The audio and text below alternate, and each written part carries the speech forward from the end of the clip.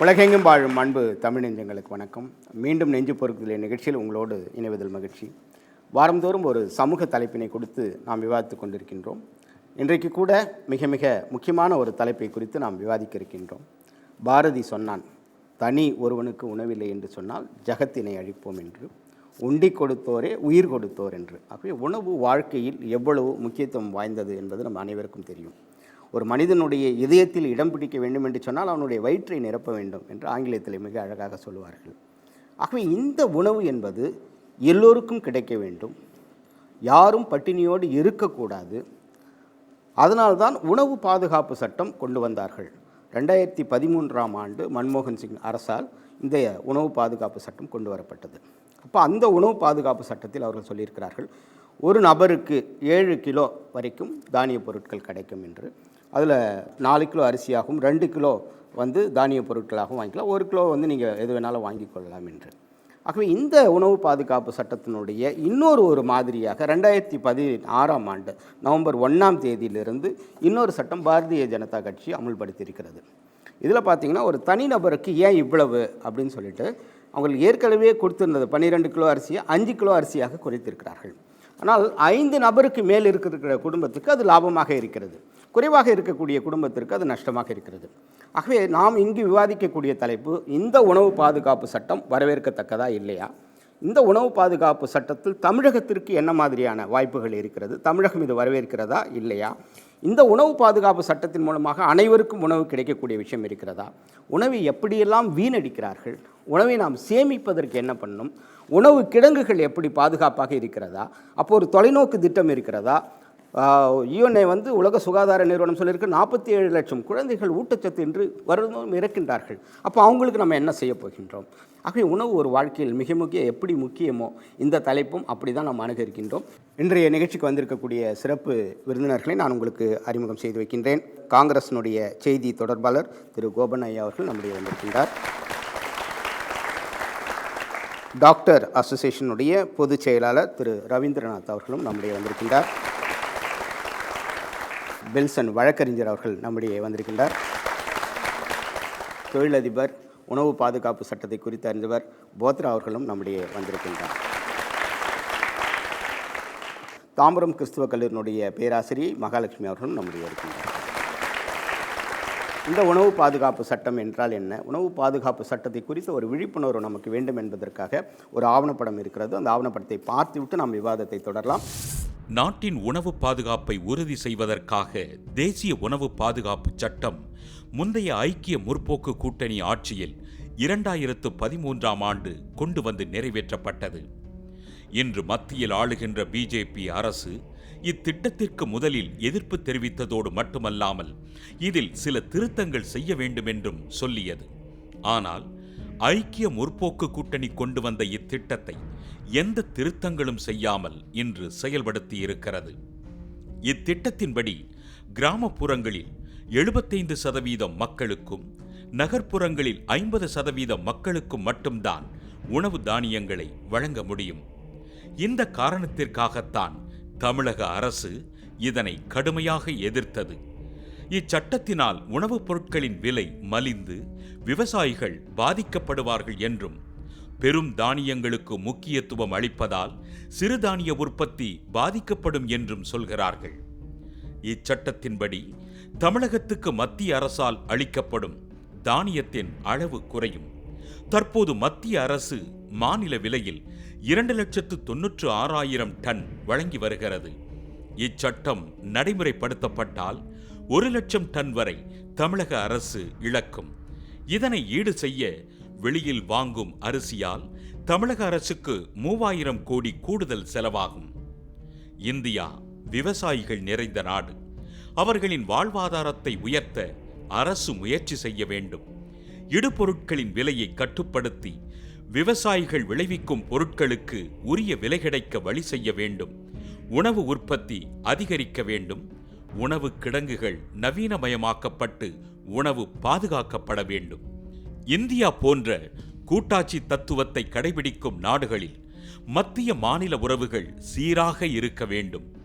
சுய லாபங்களுக்காக போடும் அரசின் சட்டங்கள் பெரும்பாலும் தோல்வியில்தான் முடிந்திருக்கிறது என்பதை மக்கள் உணர்ந்திருக்கிறார்கள். இந்த உணவு பாதுகாப்பு சட்டம் குறித்த விழிப்புணர்வு இருக்கிறதா? இதை வரவேற்கிறீங்களா இல்லையா? இல்லை சார். ஏன்? ஏன்னா நம்ம உணவு பாதுகாப்பு சட்டத்தை வரவேற்றோம்னா கண்டிப்பாக நம்ம வறுமையில் தான் சார் போவோம். இப்போ எனக்கு 2 இட்லி வேணுன்றேன், ஓகேவா? அந்த 2 இட்லி நான் ஃபுல்லாக சாப்பிட்டா தான் என்னால் முடியும். ஒரு இட்லி மட்டும் கொடுத்துட்டு இதை மட்டும் தான் நீ சாப்பிட்ணுன்னா என்ன சார் நியாயம்? சொல்லுங்கள் பார்க்கலாம். இதை எப்படி நான் என்னால் அக்செப்ட் பண்ண முடியும்? இப்படி கொண்டு வந்தோன்னா கண்டிப்பாக நான் அந்த ஒரு இட்லிக்கே ஃப்யூச்சரில் வந்து ரொம்ப கஷ்டப்படுற நிலைமைக்கு நான் வந்துடுவேன். இந்த உணவு பாதுகாப்பு சட்டம் என்பது உணவை கட்டுப்படுத்துவதாகத்தான் இருக்கிறதே ஒழிய மக்களுக்கு நிறைவான ஒரு தேவையை சரி செய்வதாக இல்லை என்றுதான் என்னை கேட்டால் நான் சொல்வேன். ஏனென்றால் ஒவ்வொரு கிராமப்புறங்களுமே ஒரு நாட்டினுடைய முதுகெலும்பு போல் இருக்கிறது நம் நாட்டில். இந்த முதுகெலும்பான இந்த கிராமங்களிலிருந்து பயிரிடப்படும் இந்த பயிர்கள், தானியங்கள் முழுமையாக மக்களிடம் புழக்கத்திற்கு போனால்தான் அந்த தானியத்திற்கும் பயிரிடுகின்ற விவசாயத்திற்கும் மதிப்பு இருக்கும். உணவு பாதுகாப்பு சட்டம் என்பது தனி மனிதனுடைய தேவையை நிறைவேற்றாது. எத்தனை பேர் சார் இன்றைக்கி கூட்டு குடும்பமாக இருக்காங்க? முக்கியமாக சிட்டிஸில் நம்மளோட சென்னையிலே பார்த்திங்கன்னா எல்லாருமே ஒரு ஃபேமிலியில் 4 பேர், குறைஞ்சது 4 பேர் தான் இருக்காங்க. அவங்களுக்கு அந்த மாதிரி இருக்கிறவங்களுக்கு வந்து இந்த சட்டம் வந்து கண்டிப்பாக அவங்களுக்கு எந்த விதத்துலையும் சப்போர்ட்டிவாக இருக்காது. இன்னமும் அது வந்து வறுமையில் தான் கொண்டு போகுமே தவிர அது வந்து யாருமே திருப்திப்படுத்துகிற முறையாக இருக்காது. தேசத்தில் வந்து முதல்ல கல்விக்கு உணவளித்து கல்வி தந்தது நம்ம தமிழகத்தில் தான் நான் நினைக்கிறேன். அப்படி கல்விக்கு உணவளிக்கும் போது இந்த மாதிரி இவங்க தேசிய உணவு கட்டுப்பாடு திட்டம், பாதுகாப்பு திட்டம்னு கொண்டு வரும்போது நம்ம அரசாங்கம் என்ன செய்யும்? வெளியே அந்நிய முதலீட்டில் தான் இறங்கணும். அப்படி அந்நிய முதலீட்டில் அந்நியதாரர்களுக்கு கொடுக்க வேண்டிய சலுகைகளை நம்ம விவசாயிகள், இந்திய விவசாயிகளுக்கு கொடுத்து அதிலிருந்து பயன்பெற்று அந்த தானியத்தையும் அந்த உணவுப் பொருட்களையும் விநியோகிக்கலான்றது. சரி, நம்ம நாட்டில் வந்து 40% கீழே வந்து பாவர்ட்டி லைனில் இருக்கிறவங்க. ஸோ அவங்களுக்கு இந்த சட்டம் வந்து ஒரு பெரிய இழப்பாக தான் இருக்கும். ஏன்னா அவங்க இப்போ அதுக்கு மேலே ஒரு கிலோ அரிசி வாங்கணுனாலும் சாதா கடையில் அது அவங்க 10 மடங்கு அதிகமான விலை கொடுத்து வாங்க வேண்டியது வரும். ஸோ இது ஃபைனான்ஷியல் கிரைசிஸையும் உண்டு பண்ணும். உணவு எப்படியெல்லாம் இங்கே பாதுகாக்கப்படாமல் இருக்கிறது? நீங்கள் வரவேற்கிறீங்களா இல்லையா ஃபர்ஸ்ட் இந்த உணவு பாதுகாப்பு சட்டத்தை? நான் வந்து இந்த சட்டத்தை வரவேற்கிறேன் சார். ஏன்னா நம்மளுடைய நாட்டில் வந்து ஏழை மக்கள் தான் ரேஷன் கடையில் நிற்கிறோம். யார் கொஞ்சம் மிடில் கிளாஸ் பீப்புள் கூட வந்து அரிசி வாங்குறதில்ல. அவங்களுக்கு வந்து அந்த க்ரீன் கார்டே இருந்தால் கூட வாங்குறதில்ல. அது நிறைய பேருக்கு யதார்த்தமாக நம்ம எதையுமே பேசணும். அதனால் இந்த மாதிரி சட்டங்கள் வரும்பொழுது நம்ம கட்டுப்பாடோட எதையுமே நாம் உபயோகிக்கும் பொழுது நம்ம வேஸ்ட் பண்ணுறது வந்து இன்னொருத்தருக்கு அது போகும். ஏன் அந்த மனசு நமக்கு இன்னும் வரமாட்டேங்குது? ஏன்னா இந்த மாதிரி ரூல்ஸ் அண்ட் ரெகுலேஷன் நிச்சயமாக நமது நாட்டுக்கு தேவை. கோடான கோடி ஏழைகள் இருக்கின்ற இடத்தில் நாம் மற்றவர்களை பற்றி யோசிக்க வேண்டும். எந்த ஒரு பணக்கார், எந்த ஒரு அப்பர் மிடில் கிளாஸ் பீப்புள் வந்து ரேஷனில் நிற்க போகிறதில்ல. ஸோ அவங்களுடைய கோட்டா அங்கே இருக்குதே, அதெல்லாம் என்ன ஆச்சு? வருஷத்துக்கு நம்ம எப்படி பட்ஜெட் பண்ணி வாழ்க்கை நடத்துகிறோமோ அதே மாதிரி ஃபுட்டுக்கும் ஒரு பட்ஜெட் பண்ணுறது ரொம்ப முக்கியம் நான் நினைக்கிறேன். அட்ரஸ் இருக்கிறவங்களுக்கு தான் ரேஷன் அட்டை, அட்ரஸ் இல்லாதவங்க எங்கே போகிறது சாப்பாடுக்கு? Very good. அவங்களுக்கு ஹோம்ஸில் இருக்காங்க, நீடி ஹோம்ஸ், இன்ஸ்டிடியூஷன்ஸ், அந்த மாதிரி அவங்களுக்கு என்ன சப்போர்ட் இருக்குது? அவங்களுக்கு ஒரு ரேஷன் அட்டை இருக்கா? ஃபஸ்ட்டு அவங்களுக்கு ஒரு ரேஷன் அட்டை போட சொல்லுங்கள். Then we will talk about food safety, food. Very good. அதாவது வீட்டுக்கு ஒரு ரேஷன் அட்டைனா வீதியில் இருக்கிற எங்களுக்கு என்ன தருவீங்க? நிறைய பேர் வந்து ஃபிளாட் பாத்லே இருக்காங்க. Ration card for those needy people. தேவையானவங்களுக்கு, அட்ரஸ் இல்லாதவங்களுக்கு ஃபஸ்ட்டு ரேஷன் அட்டை வேணும். இப்போ நம்ம பிளாக் மணின்றோம். பிளாக் மணி காசில் மட்டும் இல்லை, உணவு பொருள்லையும் தான் பிளாக் இருக்குது. இப்போது நம்மக்கிட்ட நிறையா காசு இருக்குன்னா நம்மக்கிட்ட யூஸ்க்கு இல்லாத அளவுக்கு நிறையா வாங்கி பொருட்கள் சேர்த்துக்கிறோம். அது நமக்கு எவ்வளோ தேவைப்படுது யூஸ் பண்ணிக்கிறோம். பேலன்ஸ் வேஸ்ட்டாக தான் போகுது. அது இல்லாதவங்க போனால் நல்லது தானே. அது பணம் மட்டுமே கருப்பு பணம் கிடையாது, உணவு கூட. ஏன்னா இப்போ வந்து பார்த்தீங்கன்னா சப்ளை அண்ட் டிமாண்ட் என்று ஒன்று இருக்கிறது. எதுக்கு டிமாண்ட் ஜாஸ்தியாக இருக்குன்னா எதெல்லாம் பதுக்கி வைக்கிறானோ அதெல்லாமே வந்து தட்டுப்பாடு. வெங்காயம் திடீர்னு பார்த்தா விலை ஏறணும், பார்த்தா வெங்காயம்லாம் ஸ்டாக் பண்ணி வச்சுருப்பான், திடீர்னு மார்க்கெட்டில் விடுகின்ற போது விலை ஏறும். ஆகவே இதுவும் ஒரு வகையில் இருக்கிறது. அப்போ இந்த உணவு பாதுகாப்பு சட்டம் வருகின்ற போது இதெல்லாம் வந்து தவிர்க்கப்படும் அப்படின்னு சொல்லி. ஃபுட் ஆக்ட் வந்து எல்லாருக்கும் ஈக்குவலாக டிஸ்ட்ரிபியூஷனுக்கு ஃபுட்டை நம்ம ஒரு ரிசோர்ஸஸாக நடிக்கிறது இல்லை. It's a natural resource. அது வந்து நம்ம வந்து சேவ் பண்ணணும், காப்பாற்றணும். இல்லைன்னா ஃப்யூச்சரில் அது இல்லாமல் போயிடும், யாருக்கே வராது. அது ஒரு நேச்சுரல் ரிசோர்ஸஸ் மாதிரி நம்ம யோசிக்கணும், அந்த அவேர்னஸ் கிரியேட் பண்ணணும். இந்த மாதிரி ஆக்ட் வந்தால் தான் நம்ம அந்த எல்லா பேருக்கும் ஒரு அவேர்னஸ் வரணும்னு வேஸ்ட் பண்ணக்கூடாது ஃபுட்டை. என்னை பொறுத்தவரையும் உணவு பாதுகாப்பு சட்டம் வந்து மிக முக்கியமானதாக நான் கருத வரேன். எத்தனை பேர் அந்த வீதியில் வந்து சாப்பிடாம அந்த மனம் சைக்காட்ரிஸ்ட் சைக்கோ மாதிரி இருக்கிறவங்க எல்லாம் வந்து ரோட்டில் நிறைய பேர் போயிட்டுருக்காங்க. ஒரு சில மனிதர்கள் மாத்திரமே அவங்களுடைய பர்த்டேக்காகவும் அவங்களுடைய நல்ல காரியங்களுக்கு மட்டுமே அவங்கள தேடி அவங்களுக்கு அந்த உணவு கொடுக்குறாங்க. ஆனால் நம்ம ஒவ்வொரு நாளும் நம்ம உணவில் கை வைக்கும் பொழுது நம்ம இன்னைக்கு இந்த உணவில் கை வைக்கிறோம், இந்த மாதிரி இருக்கிறவங்க எத்தனை பேர் உணவில் கை வச்சாங்கன்றதை சிந்திச்சாங்கன்னா இந்த சட்டம் கண்டிப்பாக எல்லாருக்குமே இப்போ ரீச் ஆகுன்றது என்னுடைய எண்ணம். சார், நானும் இந்த உணவு பாதுகாப்பு சட்டத்துக்கு வரவேற்பு தரத்துக்காக தான் பேசுகிறேன். இதுக்கு முக்கிய காரணம் என்னென்னா, நம்ம நாட்டில் வந்து விவசாயம் வந்து ஆல்மோஸ்ட் அழிகிற நிலவில் போயிட்டுருக்குது. அதுக்கு முக்கிய காரணம் என்னென்னா, விவசாயிகளே வந்து விவசாயத்தை வந்து அவங்களுடைய ஜெனரேஷன் வந்து அவங்க மகன் அவங்க பேரன் அவங்களுக்கு வந்து சொல்கிறதுக்கு விருப்பம் இல்லை. ஏன்னா நாங்கள் கஷ்டப்படுற போது எங்கள் பையனுங்க எங்கள் குழந்தைங்கள்லாம் எதுக்கு கஷ்டப்படணும் அப்படின்ற ஒரு மனநிலையில் சென்னை மாதிரி பெருநகரத்துக்கு வந்து வேறு வேலை தேடி போயிட்டுருக்காங்க. ஒரு வேளை உணவு கூட கிடைக்காம எத்தனையோ பேர் திருமண மண்டப வாசலில் அந்த எச்சையில் விழுமா, அந்த சாப்பாடு விழுமா அப்படின்னு காத்துட்ருக்கிறவங்களும் எவ்வளோ பேர் இருக்கிறாங்க. ஸோ இந்த நிலையை வந்து மாறணும்னா கண்டிப்பாக வந்து இந்த மாதிரி சட்டம் ஏதாவது வந்து வரும்போது வரமுறைப்படுத்தப்படும். இப்போ சமீபத்தில் வெள்ளப்பெருக்கு ஏற்பட்டது. அந்த வெள்ளப்பெருக்கில் பார்த்தீங்கன்னா எல்லாரோட கார்டுலேயும் சரி 1 லட்சம் 2 லட்சம் எல்லார் கார்டுலேயும் 2 லட்சம் 3 லட்சம்னு வச்சுருந்தாங்க. பட் ஆனால் அவங்களுக்கு ஒரு வேலை சாப்பாடு கிடைக்கல. ஏன்னா அவங்க மொட்டை மாடியில் நின்றுட்டு ஃபுல்லாக வெள்ளம் சூழ்ந்துருக்கு. அப்போது இந்த அரசு சட்டம் வந்து அந்த உணவை வந்து பாதுகாக்காமல் எல்லாருக்கும் எல்லாமே கொடுத்துட்டு இருந்தாங்கன்னா அங்கே இருக்கிற இப்போ ஏற்கனவே வெள்ளப்பெருக்கில் ஏகப்பட்ட பேர் இறந்து போனாங்க. அது இல்லாமல் இந்த பசி பஞ்சம் பட்டினியில் இன்னும் ஏகப்பட்ட பேர் இறந்து போயிருப்பாங்க. இந்த பாதுகாப்பு சட்டத்தை அவங்க நிறைவேற்றாமல் இருந்துதான் கண்டிப்பாக. ஸோ இந்த உணவு பாதுகாப்பு சட்டம் வரவேற்கத்தக்கது. இதில் முக்கியமான அம்சம் என்னென்னா, பிறந்த 6 மாத குழந்தை முதல் 6 வயது குழந்தை வரைக்கும் எல்லாத்துக்குமே உணவு இலவசமாக கொடுப்போம் அப்படின்னு அரசாங்கம் சொல்லுது. ஸோ இதை நம்ம பேஸ் பண்ணி இந்த உணவு பாதுகாப்பு சட்டத்தை வரவேற்கலாம். கடைசி மனிதன் வரைக்கும் போகும். நீங்கள் இந்த உணவு எப்படியெல்லாம் வீணடிக்கப்படுகிறது, உணவு கிடங்குகள் எப்படி பாதுகாப்பாக இருக்கிறது அது சொல்லுங்கள். இந்த உணவு பாதுகாப்பு சட்டம் வந்து முதல்ல கண்டிப்பாக தேவை. ஃபுட் கார்ப்பரேஷன் ஆஃப் இந்தியா அப்படின்னு சொல்லிட்டு ஒரு இன்ஸ்டிடியூஷன் இருக்குது.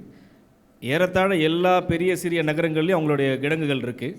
அவங்க வந்து மக்கள், அதாவது இந்த விவசாயிகளுக்கிலிருந்து குறைந்த விலையில் மானிய விலையில் அரசாங்கம் நிர்ணயிக்கிற விலையில் ஃபுட் கிரெயின்ஸ் வந்து ப்ரொக்யூர் பண்ணிவிட்டு சேவ் பண்ணுறாங்க. ஆனால் ஃபுட் கார்ப்பரேஷன் ஆஃப் இந்தியாவுடைய ஒரிஜினல் வேர்ஹவுசஸ் நீங்கள் பார்த்தீங்கன்னாக்கா கேட்பாரற்று கிடக்கிறது. அதாவது அரிசி பருப்பு எல்லாமே வீணடிக்கப்படுகிறது, அழுவி போகிறது, ஷெல்ஃப் லைஃப்னு இருக்குது. அதாவது இப்போ ரைஸு வீட் அந்த மாதிரி எடுத்தோம்னாக்கா இதுக்கு வந்து எக்ஸ்பைரி டேட் கிடையாது. But there is something called as shelf life. அதுக்குன்னு ஒரு செல்ஃப் லைஃப் இருக்குது. இவ்வளோ வருஷத்துக்கு அதை யூஸ் பண்ண முடியும், இவ்வளோ மாதங்களுக்கு பண்ண முடியும்ட்டு. அதுக்கும் மேலே பயங்கரமாக மிக மிக வேஸ்டேஜ் ரொம்ப ஜாஸ்தியாக இருந்ததுனால தான் இந்த ஒரு ஆக்டை கொண்டு வந்தோம். அந்த ஆக்டில் 2013 ஆக்டுக்கு இன்றைக்கி வந்து சேஞ்சஸ் இருக்குது இல்லைங்களா. இந்த பிஜேபி சர்க்கார், அதாவது அரசியல் சார்பற்று இல்லை, பொதுவாக சொல்கிறோம், எந்த சர்க்கார் பண்ணியிருந்தாலும் இது வரவேற்கத்தக்கது. ஏன்னாக்கா எல்லாத்துக்கும் ஒரு வரைமுறை இருக்கணும். எனக்கு கிடைக்குது, எனக்கு 12 கிலோ கிடைக்குது, நான் வீட்டில் 2 பேர் இருக்கிறோம் 4 பேர் இருக்கிறோம், எனக்கு இவ்வளோ தேவைன்றது இல்லாமல் ஒரு மனிதனுக்கு 5 கிலோ அப்படின்னு பண்ணும்பொழுது அரசாங்கத்தால் கொடுக்கப்படும் இந்த இலவச அரிசியோ பருப்போ இது வந்து வீணடிக்கப்படுவதில்லை. ரெண்டாவது, இவ்வளோ தான் நீங்கள் சாப்பிடணும்னு சொல்லலை, இவ்வளோ நாங்கள் கொடுக்குறோம், இதுக்கு மேலே பண்ணுறதுக்கு நீங்கள் உங்கள் வழியை பார்த்துக்கலாம் இல்லையா. எல்லாத்தையுமே அரசாங்கம் தருமா இல்லை. எனக்கு ரொம்ப ஆச்சரியமாக இருக்கிறது. ஏன்னா ராஜஸ்தானுடைய ஆட்களை எல்லாம் சேர்ந்து வைக்கிறீங்க, ஆனால் சென்னை உணவு பாதுகாப்புன்னு வச்சுருக்கீங்க, ஃபுட் பேங்க்னு. அதுவே ஒரு பாராட்டக்கூடிய விஷயம். எப்படியெல்லாம் ஃபுட்டு வேஸ்ட் ஆகுது, அதை தடுக்கிறதுக்கு நம்ம என்ன பண்ணணும்? மேரேஜ் மட்டும் இல்லை, எதுனா ஒரு ஃபங்க்ஷன்ஸ்லன்னா ரொம்ப ஃபுட் வேஸ்ட். அப்படியே பிளேட்டாக சாப்பிட்றத எவ்வளோ ஐட்டம்ஸ் இருக்கோ அப்படியே ஃபுட் வேஸ்ட் ஆகுது. அங்கே தான் ஒரு ஆக்ட் தேவைப்படுது. ஓகே, அங்கே தான் ஒரு அவேர்னஸ் தேவைப்படுது. இப்போ எப்படி நம்ம ஸ்வச்ச பாரத் அவேர்னஸ் வருது, அந்த மாதிரி ஃபுட்டு வேஸ்ட் பண்ணக்கூடாதுன்னு பள்ளிக்கூடத்தில் சொல்லி தரணும். பெரிய ஃபங்க்ஷன் அது வந்து வீட்லேயும் இருக்கலாம், இல்லை சமூகம் எங்கே பண்ணாலுமே வேஸ்டேஜுங்கிறது நம்ம அறியாமல், நம்ம வேணும்னு பண்ணுறதில்ல, ஆனால் நம்மளை அறியாமையே நிறைய வேஸ்டேஜ் நம்ம பண்ணிட்டு தான் இருக்கோம். அதுக்கு நம்மளோட சுய கட்டுப்பாடு கம்பல்சரியாக தேவை. இந்த உணவு பாதுகாப்பு சட்டம் அதில் வந்து ஆக்ட் 13வது சாப்டரில் வந்து ஒன்று சொல்கிறாங்க, உணவாக மானியம் கொடுப்பதற்கு பதிலாக முன்னுரிமை கொடுக்கப்பட்டவர்களுக்கு பணமாக கொடுக்கலாம் அப்படின்னு சொல்கிறாங்க. இது நீங்கள் வரவேற்கிறீங்களா இல்லையா? இல்லை, ஏன்னா அவங்க வந்து கண்டிப்பாக அதில் வந்து அவங்க தானியங்கள் வாங்குவாங்க அப்படின்றத நம்ம சொல்லிட முடியாது இல்லையா. ஏன்னா பார்த்தீங்கன்னா சில பேரண்ட்ஸ்லாம் குழந்தைங்களே வந்து பிச்சை எடுக்க விடுறாங்க. அப்போ வந்து மணி மோட்டோடு தான் அவங்க செய்கிறாங்க. அப்போ ஒருவேளை கவர்மெண்ட் காசு கொடுக்காம உணவாக கொடுத்தா நிச்சயமாக அந்த குழந்தைங்க அதை சாப்பிடுவாங்க. இல்லை இந்த மாதிரி மோட்டோவோட இருக்க பேரண்ட்ஸ்லாம் வந்து இன்னும் அதை யூட்டிலைஸ் பண்ணிப்பாங்க. அந்த ப்ராப்பரான அந்த குழந்தைங்களுக்கு அந்த உணவெல்லாம் போய் சேராது. ஏன்னா இன்னும் நிறைய அநாத குழந்தைகளும் ஆதரவற்றவர்களும் நம்ம நாட்டில் எக்கச்சக்கமாக இருக்கிறாங்க. இன்னும் கணக்கிலேயே சொல்லப்படலை. இப்போ சகோதரி சொன்ன மாதிரி கல்யாண வீட்டில் மட்டும் இல்லைங்க, எத்தனை ஹோட்டல்ஸில் ஏன் நம்மளே நம்ம வேஸ்ட் பண்ணலைங்களா? கவர்மெண்ட் எத்தனை சட்டத்திட்டங்களை கொண்டு வந்தாலும் சரி, ஒவ்வொரு மனிதனுக்கும் இந்த விழிப்புணர்வு தேவை. ஏன் இன்னைக்கு நம்ம ஹெல்மெட்டுக்கு ஹோர்டிங்ஸ் வைக்கலையா? அந்த மாதிரி உணவு கட்டுப்பாடை குறித்து, உணவு சட்டத்தை குறித்து, பல பேருடைய கஷ்டத்தை குறித்து ஏன் அங்கங்க ஹோர்டிங்ஸ் வைக்கக்கூடாது? இந்த ரேஷன் கடையில எல்லாம் என்ன செய்கிறாங்க, பொருட்களை வந்து சரியானபடி விநியோகம் செய்யாத காலத்தினால நிறைய ஸ்டாக் ஆகி போயிடுது. ஸ்டாக் ஆனதை திரும்ப அதை பூச்சி புழு பிடிச்சி மக்களுக்கு கொடுக்கின்ற பொழுது அதை அந்த மக்கள் எடுத்து உபயோகம் பண்ண முடியாத அளவு தான் இருக்கக்கூடாது. இந்த பருப்பு சர்க்கரையெல்லாம் ஒரு மாதிரி கருத்து போயிருக்குது. இப்போ 2 மாதமாக போடுறதெல்லாம் இந்த மாதிரியெல்லாம் இருக்கும்போது அவங்க சேமித்து வச்சும் ஒரு புண்ணியம் இல்லை. திரு பெல்சன் அவர்கள், இவங்க பேசுகின்ற போது இந்த லா வந்து இன்னும் கிளியராக மக்களுக்கு போய் சேரலை அப்படின்றது ஒரு தெளிவு இருக்கிறது. இந்த சட்டத்தினுடைய நுணுக்கங்கள் படி சொல்கின்ற போது நீங்கள் இதை எப்படி பார்க்குறீங்க? 2013 சட்டத்திற்கும் இப்போது பாரதிய ஜனதா சட்டத்திற்கும் என்ன வித்தியாசத்தை பார்க்குறீங்க? இந்த பாதுகாப்பு சட்டம் நீங்கள் வரவேற்கிறீங்களா இல்லையா? குறிப்பாக இந்த சட்டங்கள் நடுவண் அரசு கொண்டு வர்றது எல்லாமே பார்த்தா ஆதாராக இருக்கட்டும், இல்லை இந்த டிமானிட்டைசேஷனாக இருக்கட்டும், இல்லை இந்த 2016 நவம்பர் 1 அறிவிப்பாக இருக்கட்டும், மாநிலங்களுடைய சுயாட்சியில் கை வைக்கிறதாவே இருக்குது. நம்முடைய உணவு பழக்க வழக்கங்கள் ஒவ்வொரு மாநிலத்துக்கும் ஒவ்வொரு இடத்திற்கும் வேறுபடுகிறது. தமிழ்நாட்டை நீங்கள் எடுத்துக்கிட்டீங்க அப்படின்னா, நாம் நெய்யுடைய அடிசில் மெய்பட விதிர்த்து அப்படின்னு படிக்கிறோம், அடிசில் அரிசி அந்த பொருளில். ஆனால் அரிசி சாப்பிட்றவங்க இல்லை. நாம் எந்த ஆற்றுப்படுகையில் உள்ளவங்களுக்கு தான் அரிசி இருந்திருக்கு, மற்றது எல்லாமே சிறுதானியம். ஆனால் நாம் வந்து இந்த பிடிஎஸ் சிஸ்டம் வந்த பிறகு அப்படியே அரிசி சாப்பிட்றவங்களாம் மாறியாச்சு. இன்றைக்கி அரிசியும் சக்கரை வியாதியும் சேர்ந்து நமக்கு இன்றைக்கி ஒரு டிஸ்ட்ரிபியூஷன் சிஸ்டம் இந்த பிடிஎஸ் மூலம்தான் வந்தது. நம்ம சக்கரை வியாதியாளர்களாக மாறினதே இந்த அரிசி சாப்பாட்டினால வந்தது தான் ஒன்று. இன்னும் ஒன்று, நடுவண் அரசு இந்த மாநிலத்துக்கு, இந்த மாநில மக்களுக்கு எப்படிப்பட்ட ஒரு தேவை இருக்குது அப்படிங்கிறத புரியாமலேயே எந்த கோணத்தில் பார்க்குறாங்க அப்படின்னா, அப்போ நம்ம காசாக கொடுத்துருவோம் அவங்க வாங்கிப்பாங்க அப்படின்னு. நான் போய் அண்மையில் ஒரு கடையில் கேட்டேன், ஐயா குறைஞ்சபட்ச அரிசி விலை என்ன அப்படின்னு. இட்லி அரிசியா சாப்பிட்ற அரிசியான்னாரு. இப்போ நான் சாப்பிட்ற அரிசி தான் அப்படிங்க. 35 ரூபாய்க்கு கீழே இல்லைங்கிறார். இவங்க சொல்கிற இந்த அறிவிப்பின்படி அதை காசாக கொடுத்தாங்கன்னா எத்தனை பேருக்கு வயிறார ஒரு கஞ்சி குடிக்க முடியும்? தமிழ்நாட்டில் அதுவே முடியாது. தமிழகம் வந்து இன்றைக்கி ஒரு 6 வளர்ந்த மாநிலங்கள்னு எடுத்துக்கிட்டால் 6வது இடத்துலையாவது இருக்குன்னு சொல்கிறாங்க. பீமாரு ஸ்டேட் இல்லை, பீமாரு ஸ்டேட் தமிழகம் இல்லை. அதற்கான காரணம் என்ன அப்படின்னா, நமக்கு இன்றைக்கி ரேஷன் கடையில் கிடைச்ச இந்த உணவு தானியங்கள் தான். இந்த உணவு தானியங்களை எவ்வளவு வீணடிக்குங்கிறத நம்ம வந்திருந்த விருந்தினர்கள் எல்லாருமே பேசினாங்க. ஆக நமக்கு ரூட் காஸ் தெரியும் அங்கே.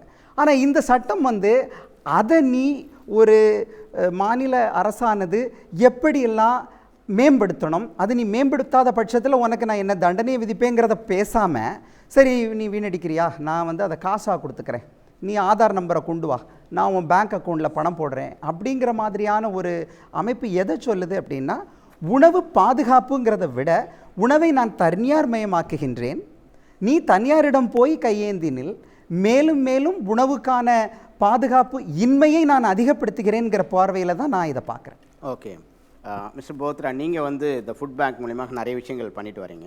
நீங்கள் இந்த உணவு பாதுகாப்பு சட்டம் குறித்து உங்களுடைய பர்சனல் கருத்து என்ன? இப்போ நாங்கள் வந்து சென்னை உணவு வங்கின்னு இந்தியாவிலே இது ஒரே ஒரு உணவு வங்கி தான். ஓகே.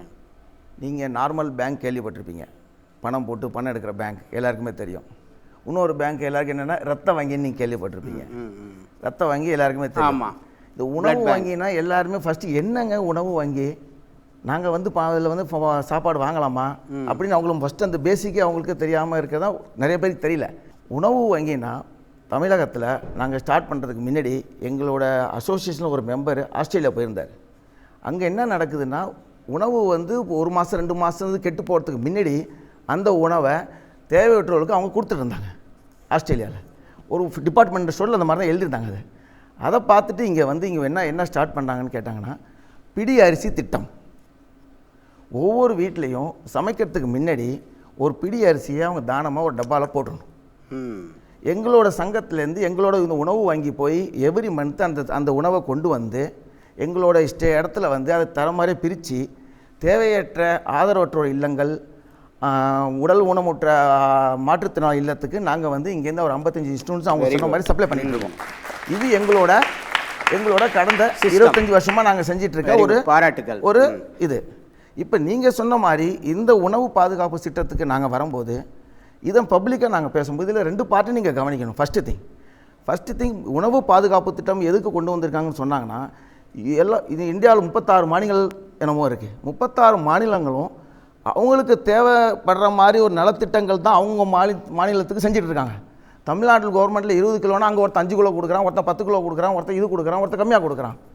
இது வந்து அவங்கவுங்க மாநிலத்தில் அவங்கவுங்க மக்களுக்கு தேவையாற்ற மாதிரி அவங்கவுங்களுக்கு என்னென்ன அவங்க மைண்டில் என்ன வருதோ அந்த மாதிரி தான் எல்லா கவர்மெண்ட் செஞ்சிட்ருக்காங்க. இப்போ சென்ட்ரல் கவர்மெண்ட் என்ன சொல்லியிருக்காங்க, இது வந்து மனித உரிமை, உங்களுக்கு இந்த அளவு உணவு சென்ட்ரல் கவர்மெண்ட் கொடுத்தே ஆகணும். அது என்ன தான் பண்ணாலும் அவங்களுக்கு அதை பற்றி கவலை இல்லை. என்னால் முடியல, சாப்பிட்றதுக்கு வழி இல்லை, நீங்கள் 5 கிலோ 6 கிலோ கொடுத்தே ஆகணும், நீ மேலே எவ்வளோனா சாப்பிட்டுக்க, அதை பற்றி கவலை இல்லை. ஸோ இது தனி மனிதனை பொறுத்த வரைக்கும் இது வந்து ஒரு வரவேற்கத்தக்கது. இன்னொரு பார்ட்டு கவர்மெண்ட்.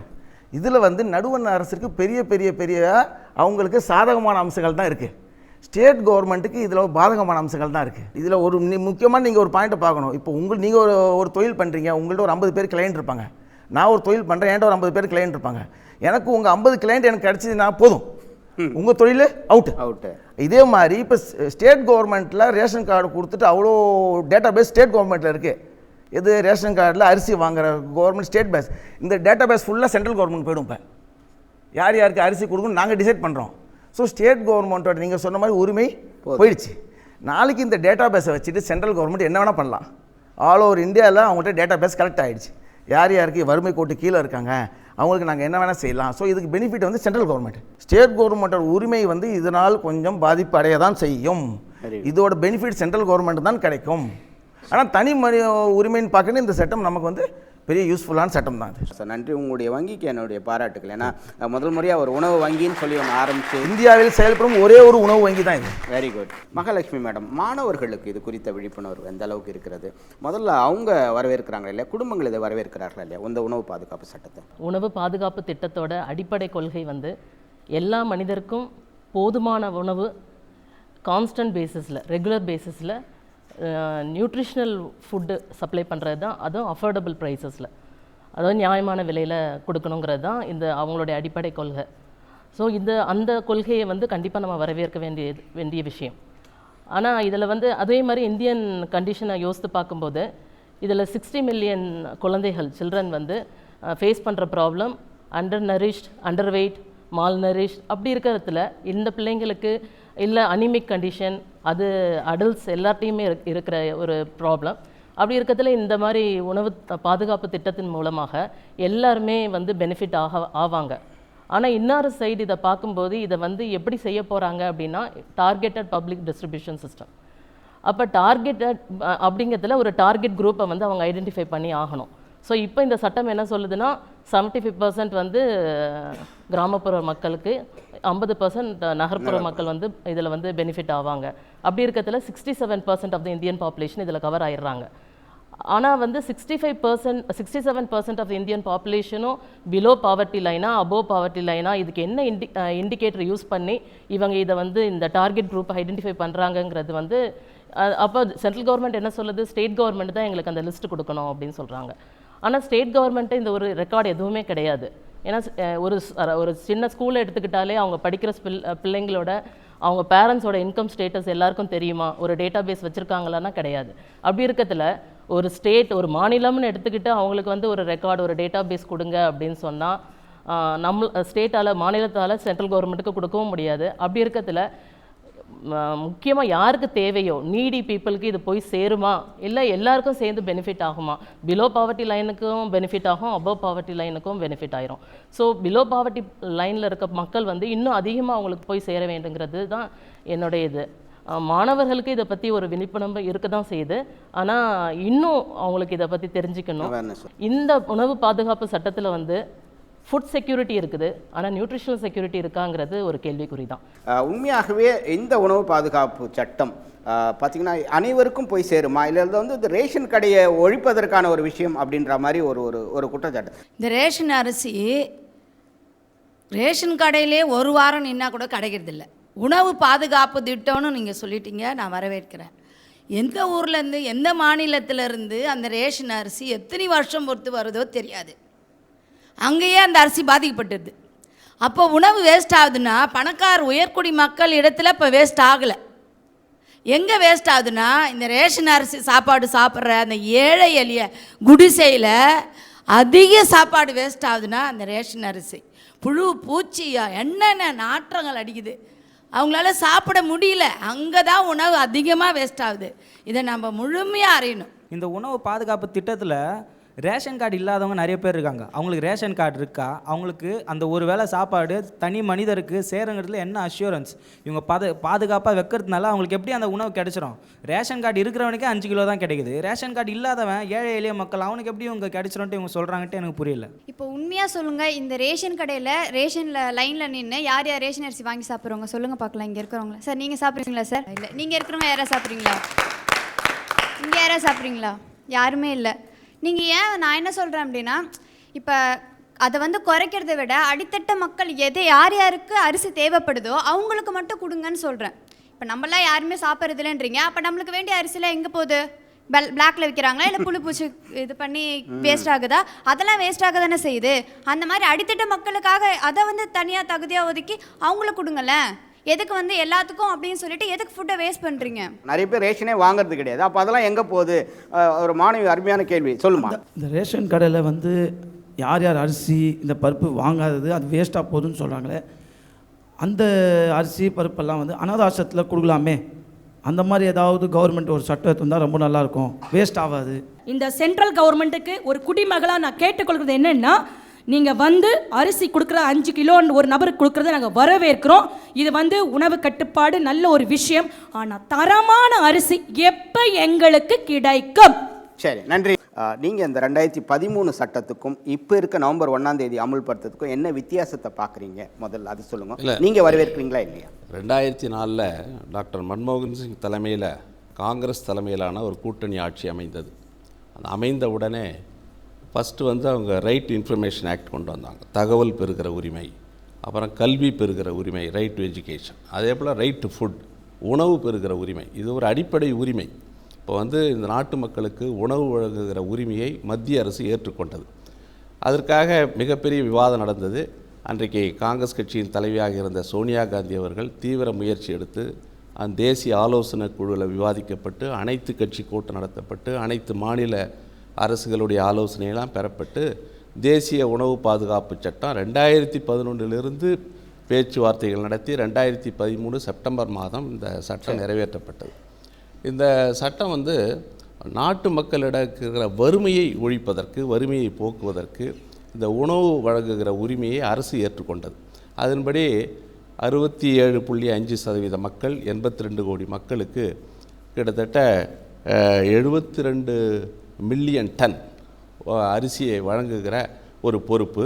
இதன் மூலம் பார்த்திங்கன்னா 1 கிலோ கோதுமை 2 ரூபா, 1 கிலோ அரிசி 3 ரூபா, பருப்பு வகைகள் 1 ரூபா. இந்த அடிப்படையில் நாட்டு மக்களுக்கு உணவு வழங்குகிற உரிமையை அந்த அரசு ஏற்றுக்கொண்டது. இதில் என்னென்னா, ஒரு தனிநபருக்கு 5 கிலோ அரிசி, ஒரு குடும்பம் 7 பேர் இருந்தாங்கன்னா 35 கிலோ அரிசி கொடுக்கறது. இந்த திட்டத்தை கொண்டு வருகிற போது தமிழ்நாடு அரசு கடுமையாக எதிர்த்தது. அன்றைய முதலமைச்சர் ஜெயலலிதா மாநில உரிமைகளை பறிக்கிற சட்டம் என்று அவர் சொன்னார். ஒரு அரசுன்றது மத்திய அரசு இருக்குது, மாநில அரசுக்கு. இந்த மாநில அரசுக்கு மக்கள் நலன் சார்ந்த திட்டங்களை நிறைவேற்ற எவ்வளவு உரிமை இருக்கிறதோ அதே உரிமை மத்திய அரசுக்கும் இருக்கிறது. அந்த அடிப்படையில் உணவு பாதுகாப்பு சட்டத்தை மத்திய காங்கிரஸ் அரசு நிறைவேற்றியது. இந்த சட்டத்தில் பார்த்திங்கன்னா 1 கிலோ அரிசியை அவங்க ஃபுட் கார்ப்பரேஷன் ஆஃப் இந்தியா மூலமாக 23 ரூபா 80 பைசாவுக்கு வாங்குகிறாங்க. அதை வாங்கி மாநில அரசுக்கு 3 ரூபாய்க்கு கொடுக்கறது இந்த சட்டம். அதனால் மத்திய அரசினுடைய மானியம் 1 கிலோ அரிசியில் 20 ரூபாய் 80 பைசா. நீங்கள் கொண்டு வந்த அந்த 2013 இருக்கிற விஷயத்துக்கும் அப்போ பார்த்தீங்கன்னா 7 கிலோ அரிசி, அதாவது 7 கிலோ உணவுப் பொருட்கள் அப்படின்ச்சு. இப்போ பார்த்தீங்கன்னா ஒருத்தருக்கு வந்து 12லேருந்து 5 ஆகிடுச்சு இல்லையா? இப்போ நீங்கள் இந்த பாரதிய ஜனதா கொண்டு வந்ததே நீங்கள் ஆதரிக்கிறீங்களா, எதிர்க்கிறீங்களா? இல்லை, இப்போ வந்து இந்த நவம்பர் 1லேருந்து நிறைவேற்றுகிற போது ஒரு விஷயத்தை நான் தெளிவுபடுத்த விரும்புகிறேன். இந்த உணவு பாதுகாப்பு சட்டம் வருவதற்கு முன்பு 1 கிலோ அரிசியை வந்து 23 ரூபா 80 பைசாவுக்கு வாங்கி 5 ரூபா 65 பைசா கொடுத்தோம். இப்போ 3 ரூபாய்க்கு கொடுக்குறோம். அதனால் அரசு மானியம் குறைஞ்சிருக்கு. கிட்டத்தட்ட 1000 கோடி ஆண்டுக்கு மானியம் குறைகிறது. ஏன்னா 5.65 நாங்கள் 3ஆக குறைச்சிட்டோம். 2 ரூபா 65 பைசா குறைச்சி தான் இப்போ கொடுக்குறோம். அந்த 3 ரூபாய்க்கு வாங்கி தமிழக அரசு இலவசமாக கொடுக்குது. நாங்கள் ஏற்கனவே இவங்க கணக்கு வந்து ஒரு குடும்பத்துக்கு 20 கிலோ அரிசி, ஆனால் நாங்கள் 35 கிலோ வரைக்கும் கொடுக்குறோம். ஒரு ஆளுக்கு ஒருவருக்கு 5 கிலோ அரிசினா 7 பேர் இருந்தால் 35 கிலோ லிமிட்டு. இவங்க லிமிட்டு 20 கிலோ, குறைந்தபட்சம் 12 கிலோவிலேருந்து 20 கிலோ கொடுக்குறாங்க. ஆக ஓவரால் பார்த்திங்கன்னா இதில் மாநில அரசுக்கு வந்து நடுவில் என்ன பண்ணாங்க, நீங்கள் வந்து இந்த திட்டத்தை நிறைவேற்றவில்லை என்று சொன்னால் அதற்கு வந்து சமீபத்தில் ஒரு மத்திய அரசு ஒரு அறிவிப்பு வெளியிட்டாங்க. 22 ரூபா 54 பைசாவுக்கு நீங்கள் கூடுதலாக வாங்குகிற அரிசிக்கு நீங்கள் பணம் செலுத்த வேண்டியிருக்கும். இதனால் அவங்களுக்கு கிட்டத்தட்ட 2393 கோடி ரூபாய் அதிகமாக செலவாகும் என்று சொன்ன பிறகு இந்த திட்டத்திலே தமிழ்நாடு அரசு இன்றைக்கு இணைத்து கொண்டிருக்கிறது. ஆக அன்றைக்கே இது இணைத்திருக்கலாம். அதாவது மத்திய அரசு வந்து targeted public distribution system, Tamil Nadu வந்து யூனிவர்சல் பப்ளிக் டிஸ்ட்ரிபியூஷன் சிஸ்டம். யார் வேணுமானாலும் ரேஷன் கார்டு வாங்கலாம், யார் வேணுமானாலும் 1 கிலோ அரிசியில் 23 ரூபா 80 ரூபா அரிசியை இலவசமாக வாங்கலாம். இது வந்து ஏழை எளிய பணக்காரன் என்ற எந்த பேதமும் இல்லாமல் ஒரு விஷயம். தமிழ்நாட்டில் குடும்ப அட்டைகளுடைய பயனாளிகள் மொத்தம் வந்து பார்த்திங்கன்னா 7,81,00,000. ஆனால் மக்கள் தொகை 7,21,00,000. மக்கள் தொகையை விட பயனாளிகள் எண்ணிக்கை அதிகமாக இருக்கிறது. கிட்டத்தட்ட 2 கோடி ரேஷன் கார்டு இருக்கிறது. ஆக நீங்கள் சொன்னாங்க அரிசி யாரும் வாங்கலைன்னு. எந்த பொது விநியோக திட்டத்திலையும் எந்த கடையிலையும் அரிசி வாங்காமல் இல்லை. வாங்கின அரிசி சந்தையில் திருட்டுத்தனமாக ரேஷன் அரிசி கடத்தல் இந்த மாதிரி செய்தி தான் பார்க்குறீங்களே தவிர எந்த பொது விநியோக கடையிலையும் மக்கள் அரிசி வாங்காமல் இல்லை. எல்லா அரிசியும் வாங்கிட்டு போகிறாங்க. அது எப்படி பயன்படுத்துகிறாங்களோ இல்லையோ, இந்த நாட்டு மக்களுக்கு வறுமையை போக்குவதற்காக கொண்டு வரப்பட்ட ஒரு புரட்சிகரமான திட்டம். உலகத்திலேயே மிகப்பெரிய அளவில் பயனாளிகள் அதிக அளவில் உள்ள ஒரு திட்டம்னு சொன்னால் இந்த உணவு பாதுகாப்பு சட்டம். இதை கொண்டு வந்ததற்கு பெருமுயற்சி எடுத்தவர் சோனியா காந்தி, அன்றைக்கு இருந்த மத்திய காங்கிரஸ் கூட்டணி அரசு. நன்றி கோபிநாத் சார். டாக்டர் ரவீந்திரநாத், இப்போ இவங்க எல்லாமே சொல்லுகின்ற போது ரேஷன் அரிசி தரம் உள்ளதாக இல்லை அப்படின்றது ஒரு குற்றச்சாட்டாக வைத்திருக்கிறார்கள். ஊட்டச்சத்தின்றி இறக்கின்ற குழந்தைகளுடைய சதவீதம் 47% இருக்கிறது அப்படின்னு உலக சுகாதார நிறுவனம் சொல்லியிருக்கின்ற போது இந்த உணவு பாதுகாப்பு சட்டத்தை நீங்கள் வரவேற்கிறீர்களா இல்லையா? இப்போ உலக வேளாண்மை மற்றும் உணவு அமைப்பு என்ன சொல்லுனாங்க, ஒவ்வொரு தனிப்பட்ட நபருக்கும் உற்சாகமாக ஆரோக்கியமாக செயல்படக்கூடிய வகையில் எந்த நேரத்தையும் உணவு கிடைக்கணும், போதுமான அளவு உணவு கிடைக்கணும்னு சொல்லுது. அப்போ அந்த அடிப்படையில் உலகத்தில் எல்லா குடிமகன்களுக்கும் உணவு வந்து வழங்கப்பட வேண்டும். இன்றைக்கி வந்து உணவு என்பதே அரசியல் மாறிவிட்டது. எல்லா நாட்டு மக்களுக்கும் எல்லா பகுதி மக்களுக்கும் சம அளவில் உணவு கிடைக்கவில்லை. பட்டினிச்சாவு இன்றைக்கி உலகத்தில் நடந்துகிட்டு தான் இருக்கிறது. அப்போ உணவு பாதுகாப்பு என்பது அத்தியாவசியமான ஒன்று. பகுத்துண்டு பல்லுயிர் ஓம்புதல் நூலர் தொகுத்தவற்றெல்லாம் தலை என்கின்ற பொழுது விளையக்கூடிய உணவுப் பொருட்கள் வந்து எல்லாருக்கும் சமமாக போய் கிடைக்க வேண்டும். பட்டினிச்சாவு என்பது இருக்கக்கூடாது. அந்த அடிப்படையில் தான் வந்து உணவு பாதுகாப்பு சட்டம் ஒன்று வர வேண்டும் என்பதற்காக இந்தியாவில் வந்து இடதுசாரிகள் நீண்ட காலமாக போராடினார். இப்போ வந்து யூபிஏ ஆட்சி காலத்தில் ஆட்சி காலத்தில் முயற்சிகள் எடுக்கப்பட்டு 2013ஆம் ஆண்டில் யூபிஏ 2 ஆட்சி காலத்தில் கொண்டு வரப்பட்ட காலகட்டத்திலேயே இடதுசாரி அமைப்புகள் சில எதிர்ப்புகளை தெரிவித்தன. பேச்சுவார்த்தை மூலம் சில பிரச்சனை தீர்வுகள் காணப்பட்டது. வறுமை கோட்டு கீழே உள்ள மக்களுக்கு தான் உணவுகள் வந்து இப்போ உணவு பாதுகாப்பு சட்டப்படி கிடைக்க வேண்டும் என்று சொல்லி ஒரு நிலை எடுத்தார்கள். அப்போ யாரெல்லாம் வறுமை கோட்டு கீழே உள்ளவங்க அப்படின்லாம் வேறுபாடு இருக்குது. டெண்டுல்கர் கமிட்டி ஒன்று சொல்லுது, அதேபோல் வந்து அர்ஜுன் சென் குப்தா கமிட்டி ஒன்று சொல்லுது, ரங்கராஜன் கமிட்டி ஒன்று சொல்லுது. இந்த மாதிரி பல்வேறு கமிட்டிகள் பல்வேறு அறிக்கைகள் சொல்லுது. அப்போ இதெல்லாம் ஒத்த கருத்து ஒன்றுங்க என்பதற்காக அதெல்லாம் சொல்லி இன்றைக்கி வந்து யூனிவர்சல் பப்ளிக் டிஸ்ட்ரிபியூஷன் சிஸ்டம், எல்லாருக்கும் உணவு பாதுகாப்பு வேண்டும் அப்படின்னு சொல்லி சொன்னோம். அப்போ உணவு பாதுகாப்பு சட்டம் என்பது உணவு உரிமை பறிக்கின்ற சட்டமாக இருக்கக்கூடாது. அதை நாங்கள் வந்து வரும்பொழுதே சொன்னோம். ஏன்னா உணவு பாதுகாப்பு சட்டம் வருவதற்கு முன்பாகவே தமிழ்நாட்டில் வந்து அந்த அட்டை ரேஷன் கார்டு வைத்திருக்கக்கூடிய குடும்பங்களுக்கு இலவசமாக அரிசி வழங்கப்பட்டது. அந்த இலவசமாக அரிசி வழங்குவதை தடுக்கக்கூடிய வகையில், அது பறிக்கக்கூடிய வகையில் அது இருந்தது. எனவே அதில் மாற்றம் கொண்டு வர என்ற கருத்து வந்து மேலோங்கி இருந்தது. இன்றைக்கு வந்து பிஜேபி அரசாங்கம் வந்து யூபிஏ கொண்டு வந்த அந்த உணவு பாதுகாப்பு சட்டத்தையே நீர்த்து போகக்கூடிய வகையில் செயல்பட்டு கொண்டிருக்கிறது. அப்போ வந்து கேரள அரசையும் தமிழ்நாட்டு அரசையும் சத்தீஸ்கர் அரசையும் மிரட்டி நீ வந்து இலவசமாக கொடுக்கக்கூடாது, நான் சொல்கிற சட்டத்தை ஏற்கனவே கொண்டு வர சட்டத்தை நீ நிறைவேற்றணும்னு சொல்லி நவம்பர் 1ஆம் தேதி முதல் அதை நிறைவேற்ற வச்சுருக்காங்க. அதன் மூலமாக தமிழ்நாட்டில் இலவச அரிசி கொடுப்பது சிக்கல் ஏற்பட்டிருக்கு. அப்போ அந்த நஷ்டத்தை நாங்கள் ஏற்றுக்கொள்கிறோம்னு சொல்லி தமிழக அரசு ஒரு முயற்சியை மேற்கொண்டிருக்கிறார்கள். அது வரவேற்கத்தக்கதான். அதில் தமிழ்நாடு அரசாங்கம் யூபி ஆட்சியாளர் கொண்டு வரப்பட்ட அந்த உணவு பாதுகாப்பு சட்டத்தில் எதிர்ப்பு தெரிவித்தாங்கனாக்க அது உண்மையில் நியாயமானது. இந்த உலகத்தில் வந்து உற்பத்தி ஆகக்கூடிய பல்வேறு தானியங்களை கோதுமையில் 90%, அரிசியில் 70%, தேயிலை காஃபியில் வந்து 80%, அன்னாசி பழத்தில் 90%, வாழைப்பழத்தில் 70% 75%, கோகோவில் வந்து 80%, சர்க்கரை 60%. இது எல்லாம் பார்த்தீங்கன்னாக்க 15 நிறுவனங்கள் தான் கட்டுப்படுத்துகிறாங்க உலகத்தில். அவங்க கட்டுப்படுத்தக்கூடிய அளவுக்கு இன்றைக்கி வந்து உணவு அந்த அளவுக்கு விற்பனையாக இருக்குது, கட்டுப்படுத்தப்படுகிறது. அப்போ இந்தியாவிலையும் பார்த்தீங்கன்னா என்ன நினைக்கிறாங்கன்னா, பன்னாட்டு நிறுவனங்கள் இன்றைக்கு இருக்கக்கூடிய யூபிஏ ஆட்சி காலத்தில் கொண்டு வரப்பட்ட திட்டத்தில் குறைபாடு இருந்தாலும் நாங்கள் வரவேற்றோம். அதையே நீர்த்து போக செய்யக்கூடிய வகையில் WTO என்று சொல்லக்கூடிய உலக வர்த்தக அமைப்பு செயல்பட்டு கொண்டிருக்கிறது. உலக வர்த்தக அமைப்புடைய நிர்பந்தத்துக்கு பணிந்து இன்றைக்கு மத்தியில் இருக்கக்கூடிய அரசாங்கம் பல்வேறு மோசமான திட்டங்களை நடைமுறைப்படுத்துகிறாங்க. அப்போ என்னன்னாக்க உலக அந்த வர்த்தக நிறுவனம் என்ன சொல்லுனாக்க, FCI மூலமாக, ஃபுட் கார்பரேஷன் இந்தியா மூலமாக நீங்கள் வந்து கொள்முதல் செய்யக்கூடாது, அரசாங்கம் கொள்முதல் செய்யக்கூடாது, அதற்கு பதிலாக பன்னாட்டு நிறுவனங்கள் கொள்முதல் செய்யட்டும், அவங்க பெரிய பெரிய நிறுவனங்கள் மூலம் விற்கட்டும், நீங்கள் ரேஷன் கடையெல்லாம் ஒழிச்சிருங்க, அதுபோல் எல்லாத்துக்கும் இலவச கூப்பனை கொடுத்துருங்க, உணவு கூப்பன் கொடுத்துருங்க, அப்படின்னா கேஷ் கொடுத்துருங்க, அவங்க வாங்கிக்கிட்டோம்னு சொல்கிறாங்க. அப்போ இன்றைக்கு வந்து PDS இருக்கனால, ரேஷன் கடை இருக்கனால, அதே மாதிரி அரசாங்கமே கொள்முதல் பண்ணுறதுனால முழுமையாக அரசாங்கம் கொள்முதல் பண்ணல. இந்தியாவில் விளையக்கூடிய உணவு தானியங்களில் 1/3 தான் வந்து இன்றைக்கி கொள்முதல் பண்ணுறாங்க. மீதியெல்லாம் பார்த்தீங்கன்னாக்க பல்வேறு ஏஜென்சி மூலமாக, ஆன்லைன் வர்த்தகம் மூலமாக, முன்பேற வியாபாரம் மூலமாக பன்னாட்டு நிறுவனங்கள் கொள்முதல் பண்ணி ஸ்டாக் பண்ணி வைக்கிறான்.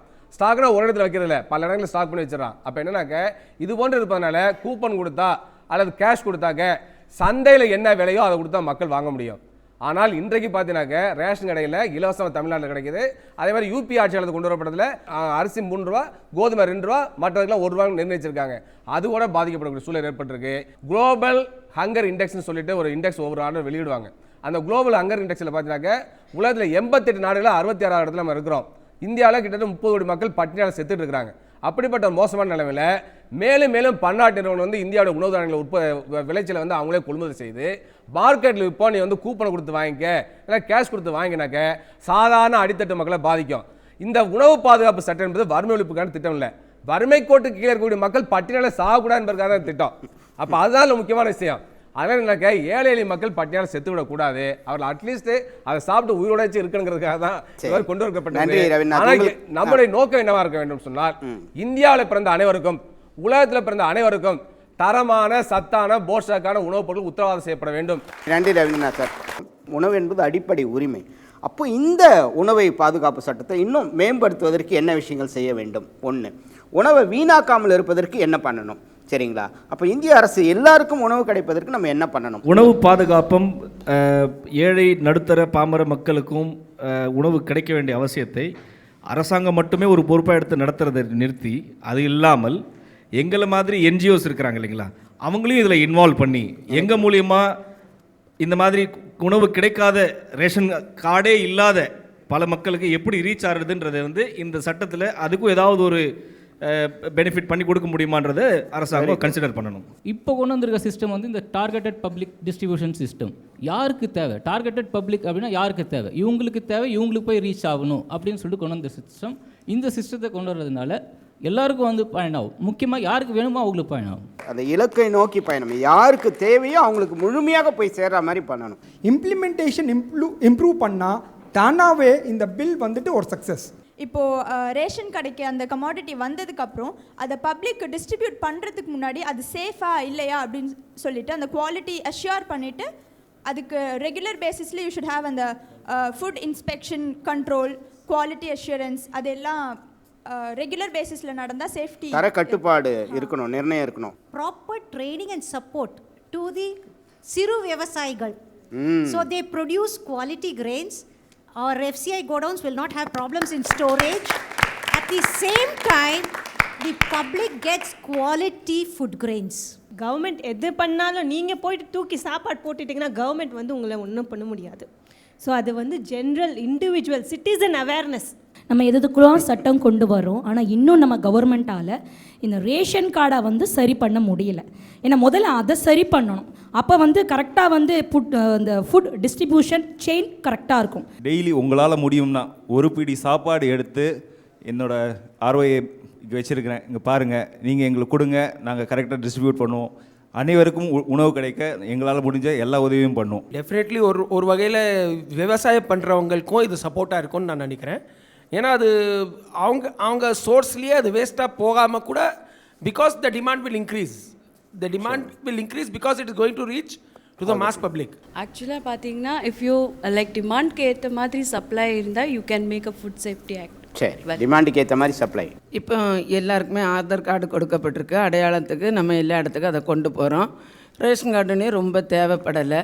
அதனால் ஏழைகளுக்கு அந்த ரேஷன் கார்டை கொடுத்துட்டு உயர்மட்டத்தில் இருக்கிறவங்களுக்கு அதை குறைச்சாக்கி ஏழை மக்களுக்கு என்ன வசதி வாய்ப்பாக இந்த ஃபுட்டுகள் நல்ல முறையில் கிடைக்கும். சார் இப்போ இலவசமாக கொடுக்குறாங்க அரிசியை, அந்த இலவசமாக வாங்குகிற அரிசியை இப்போ நம்ம பிஸ்னஸ் பண்ணுறாங்கல்ல, மாவு அரைச்சி விற்கிறாங்க, அவங்களுக்கெல்லாம் விற்கிறாங்க சார். அதை அது விற்காத எவ்வளோ பேர் சாப்பாடு இல்லாத இருக்காங்க, உணவு இல்லாத, அவங்களுக்கு கொடுக்கலாம் இல்லையா?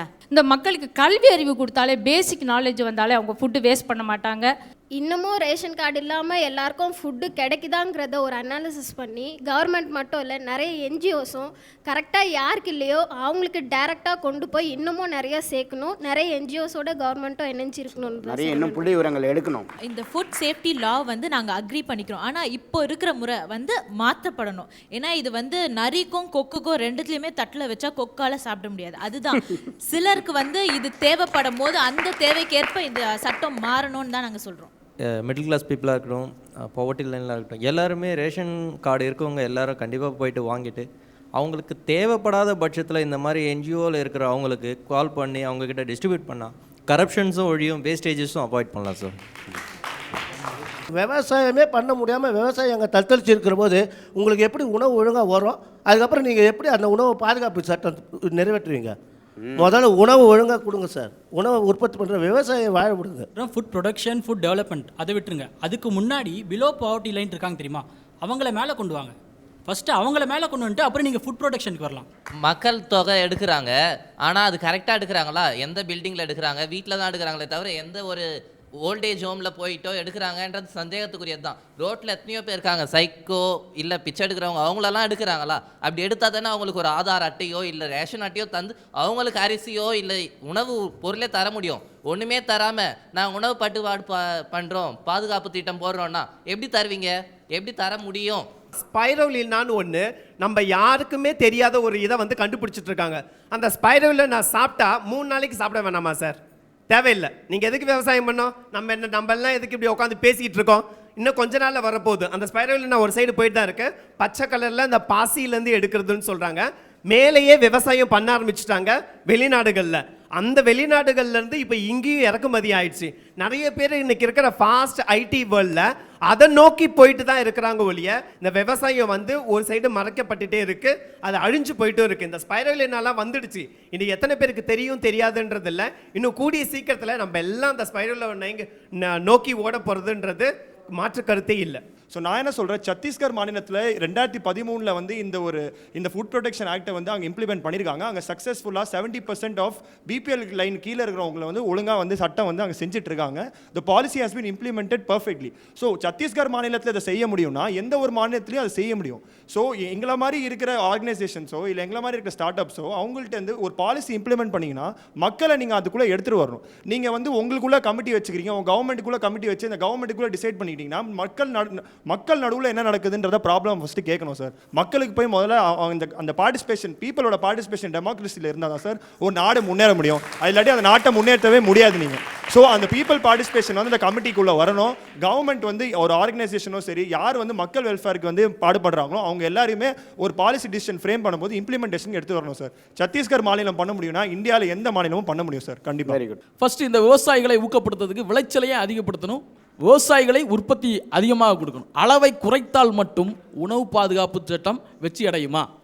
உணவை பாதுகாக்க முடியுமா? இதான் என்னுடைய முதல் கேள்வி.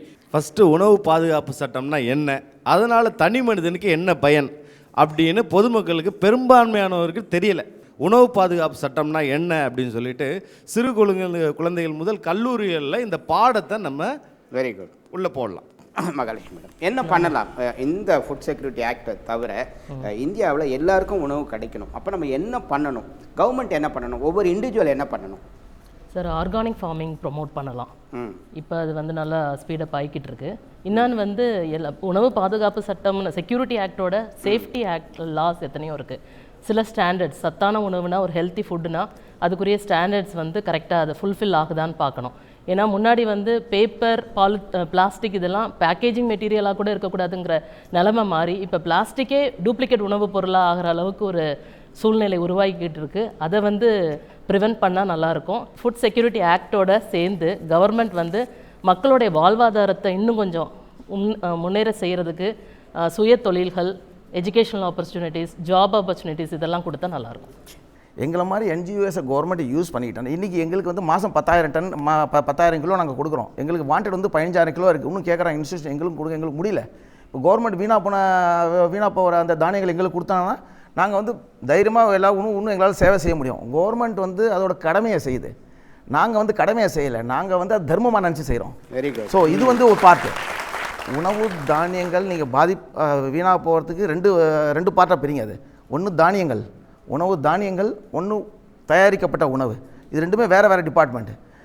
தானியங்கள் வீணாக போகிறதுக்கு என்ன செய்யணும்னு கேட்டால் அது நம்மளால் செய்ய முடியாத ஒரு வேலை. நார்மல் இண்டிவிஜுவல் நம்மளால் பரச முடியாது.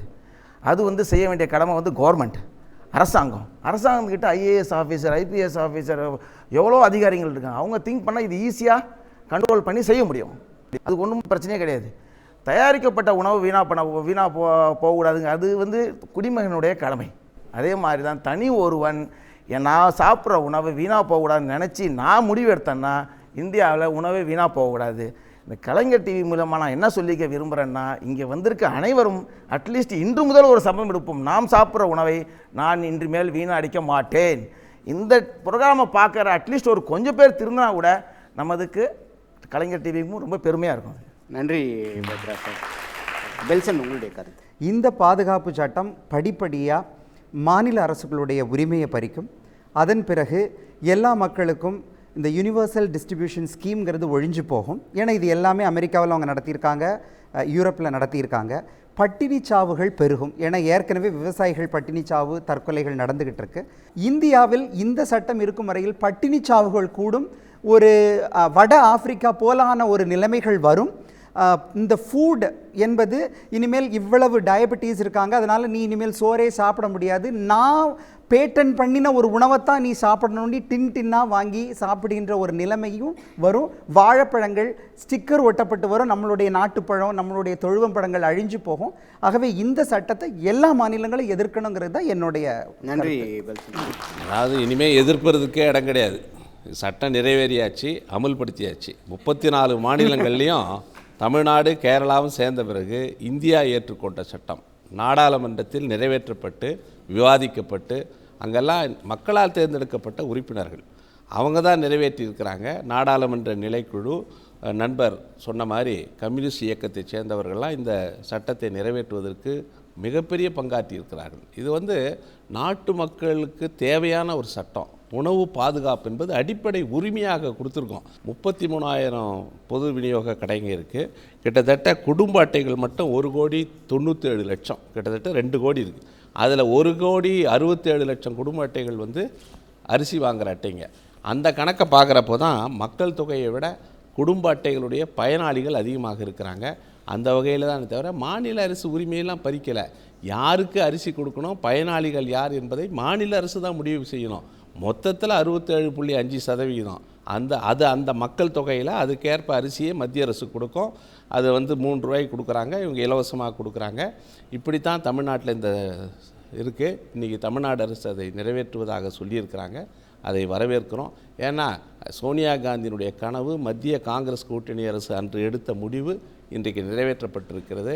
நன்றி கோமனா சார். உணவு பாதுகாப்பு ஒரு பரந்துபட்ட பார்வையோடு பார்க்க வேண்டிய அவசியம் இருக்குது. விவசாயிகள் பாதுகாப்பு, விவசாய உற்பத்தியை பெருக்குவது, விளைநிலங்களை வந்து பாதுகாப்பது, அதேமாதிரி பன்னாட்டு நிறுவனங்களுடைய கிடுக்கிப்பிடியிலேருந்து உணவு பாதுகாப்பை வந்து நம்ம வந்து விடுவிப்பது, இது போன்ற பல்வேறு விஷயங்கள் செய்யணும். இந்தியாவில் பார்த்திங்கன்னா 40% விவசாயிகள் வந்து விவசாய தொழிலை விட்டுவிட விரும்புவதாக MS சுவாமிநாதன் கமிட்டி சொல்லியிருக்கிறது. அப்போ ஏன்னாக்க அவங்கள்ட்ட உள்ள வறுமை, அவங்களோட உற்பத்தி பண்ணக்கூடிய பொருட்களுக்கு வந்து நியாயமான விலை கிடைக்காம இந்த மாதிரி பல்வேறு பிரச்சனை இருக்குது. அப்போ இன்றைக்கு வந்து 2 ஆண்டில் பார்த்தீங்கன்னாக்க இந்தியா முழுவதும் விவசாயிகள் தற்கொலை வந்து 41% அதிகரிச்சிருக்கு. குஜராத்தில் 26% அதிகரிச்சிருக்கு. மகாராஷ்டிரில் 30 விழுக்காடு அதிகரிச்சிருக்கு. இப்போ விவசாயிகள் தற்கொலை ஏங்கிற காரணத்தை கண்டுபிடிக்க வேண்டும். அதெல்லாம் தீர்ப்பதற்கான முயற்சியில் வந்து எடுக்கணும். அதே போலவே பாசன வசதி இல்லாத நிலங்கள் வந்து இன்னும் அதிகமாக இருக்குது. அப்போ பாசன வசதிகளை மேம்படுத்த நடவடிக்கை எடுக்கணும். அப்போ ஒருங்கிணைந்த பார்வை அவசியம். விவசாயிகள் உற்பத்தி பண்ணக்கூடிய விளைபொருளுக்கு அரசாங்கம் கட்டுப்படியான விலை நிர்ணயித்து அதை வந்து கொள்முதல் செய்ய வேண்டும். அதே சமயத்தில் பொது விநியோக முறை மூலமாக மக்களுக்கு அது குறைந்த விலையிலும் அதே போல வறுமை கோட்டுக்கு கடைகோடியில் இருக்கக்கூடிய மக்களுக்கு இலவசமாக வழங்குவதற்கான முயற்சி எடுக்க வேண்டும். பன்னாட்டு ஏகபோக நிறுவனங்கள் நேரடியாக விவசாயிகளும் கொள்முதல் செய்து தடுக்கணும். அதே மாதிரி ரேஷன் கடையில் சில நேரங்களில் குறைபாடு உள்ள அரிசி கிடைக்குதுன்னா அது காரணம்னாக்க எஃப்சிஐ வந்து இப்போ விவசாயி அதாவது நெல் வந்து மழை நனைஞ்சு போய் வந்திருக்கும். ஆனால் எங்கேயும் வந்து தமிழ்நாடு நுகர்வோர் வாணிப கழகம் எடுக்க மாட்டேன்னு சொல்ல முடியாது. ஆனால் தனியார் வந்து நனைஞ்சு போன நெல்லுன்னு எடுக்க மாட்டாங்க. ஆனால் அவங்க எடுக்கிறாங்க விவசாயிகளை பாதுகாக்கிற அடிப்படையில். அதனால் சில குறைபாடுகள் இருக்கலாம். அதே மாதிரி எஃப்சிஐயில் வந்து அந்த தரத்தை மேம்படுத்துறதுக்கு பாதுகாப்பு பணிகளை மேற்கொள்ளணும். ரேஷன் கடையில் மேம்படுத்தணும். அதே மாதிரி உணவு தானியம் பிடிஎஸ்ல போகிறத வந்து விரைவாக தடுக்கிறதுக்கான முயற்சிகள் எடுக்கணும். அப்போ ஒருங்கிணைந்த ஒரு பார்வை அவசியப்படுது. சர்வதேச லெவலில் இந்த பிரச்சனையை பார்க்க வேண்டியிருக்கு. WTOவுடைய நிர்பந்தத்துக்கு இந்தியா போன்ற வளர்மு நாடுகள் அடிபணியக்கூடாது. உலகம் முழுவதும் இருக்கக்கூடிய வளர்மு நாடுகளை இணைத்து கொண்டு WTOவில் இந்தியா உறுதியாக ஃபைட் பண்ண வேண்டும். நம்முடைய இந்த உணவு பாதுகாப்பு சட்டம் என்பது பல்வேறு குறைபாடுகள் இருந்தாலும் கூட மிகச்சிறந்த சட்டம் தான். அது வந்து அவசியம்தான். அப்போ இதற்கே WTO வேட்டு வைக்கிறது. ஏன்னு சொன்னால் அரசாங்கம் நேரடியாக கொள்முதல் பண்ணக்கூடாது, உணவு தானியங்களை சேமித்து வைக்கக்கூடாது, பன்னாட்டு நிறுவனம் கையில் விட்டுவிடும் என்று சொல்லி இன்றைக்கி WTO முயற்சி செய்கிறது. அதற்கு இன்றைக்கு இருக்கக்கூடிய அரசாங்கம் அதுக்கு இணைந்து அந்த நிர்பந்தங்கள் பணிந்து போகக்கூடிய ஒரு போக்கு இன்றைக்கு இருக்கிறது. அது மிகப்பெரிய ஆபத்தை ஏழை எளிய மக்கள் உருவாக்கும். இந்தியாவோட உணவு பாதுகாப்பு மிகப்பெரிய அச்சுறுத்தலை உருவாக்கும். எனவே அந்த அடிப்படையில் இந்தியா உறுதியோடு இருந்து நம்முடைய உணவு பாதுகாப்பு சட்டத்தை பாதுகாக்கணும். இதை மேலும் மேம்படுத்தணும். அனைவருக்கும் உணவு பாதுகாப்பு கொண்டு வரணும். வெறும் பிடிஎஸ்ங்கிற மாதிரி இல்லாமல் வறுமை கோட்டை கீழே உள்ளதுங்கிற மாதிரி இல்லாமல். நன்றி ரவீந்திரா சார். அனைவருக்கும் உணவு என்பது அதனுடைய உரிமையாக இருக்கிறது. ஆக இதை நாம் நிச்சயமாக வரவேற்கிறோம். அதில் எந்த விதமான மாற்று கருத்தும் கிடையாது. ஆனால் உணவு வீணடிக்கப்படுவதை வந்து நீங்கள் பார்க்கணும். நீங்கள் திருவள்ளுவரை பார்த்தீங்கன்னா அவர் கையில் ஒரு ஆணி மாதிரி வச்சுருப்பார். நிறைய பேர் அதை எழுதுறதுக்காக வைத்திருக்கிறார்கள். அவர் சாப்பிடுகின்ற போது ஒரு பருக்கை கீழே விழுந்தால் கூட அதை குத்தி எடுத்து சாப்பிடுவாராம். அதனால தான் அவர் வச்சுருக்காரு. ஆகவே திருவள்ளுவரினுடைய அப்பயே பாருங்கள் அதை வீணாக்கக்கூடாது என்று. அன்னை தெரேசா ஒரு பல்கலைக்கழகத்திற்கு செல்கின்ற போது அங்கே தேநீர் விருந்து கொடுத்துருக்காங்க. அங்கே உணவுகள் எல்லாமே மேஜையில் வைத்திருக்கிறாங்க.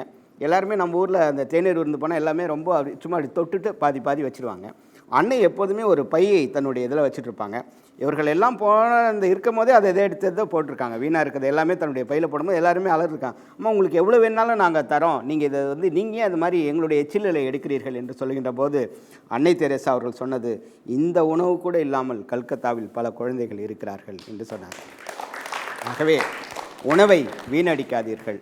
ஒரு நாட்டினுடைய பாதுகாப்பு என்பது இராணுவத்திடமோ அல்லது அணு ஆயுதங்களை தயாரிப்பதன் மூலமாக கிடையாது. உணவு பாதுகாப்பு தான் நாட்டினுடைய உரிய பாதுகாப்பு, உயரிய பாதுகாப்பு. அந்த உணவை பாதுகாப்போம். உணவு பாதுகாப்பு சட்டத்தை வரவேற்பது மக்களுடைய கையில்தான் இருக்கிறது. பொறுத்திருந்து பார்ப்போம்.